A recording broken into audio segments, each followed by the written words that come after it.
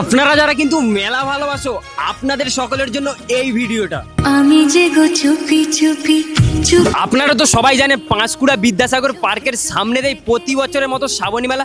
এই বছরে কিন্তু শুরু হয়ে গেছে। অনেকেই ভাবছিলেন এবছর শ্রাবণী মেলা হবে না না, আপনাদের ভাবনা চিন্তা করার দরকার নেই। এই বছরে কিন্তু শ্রাবণী মেলা অলরেডি শুরু হয়ে গেছে। সবখানে তুমি যে সবখানে এখানে তো প্রায় 50 থেকে 60 ফুটের নাগরদোলনা রয়েছে। আর এই পাশে তো যেটা মানে মেয়ে এবং ছেলেদের ক্রাশ ব্রেক ড্যান্স, যেটা না বললেই নয়। আপনারা এইগুলোতে এসেও কিন্তু এনজয় করতে পারবেন। আপনারা সবাই কিন্তু এই পাঁশকুড়ার শ্রাবণী মেলাতে আসবেন।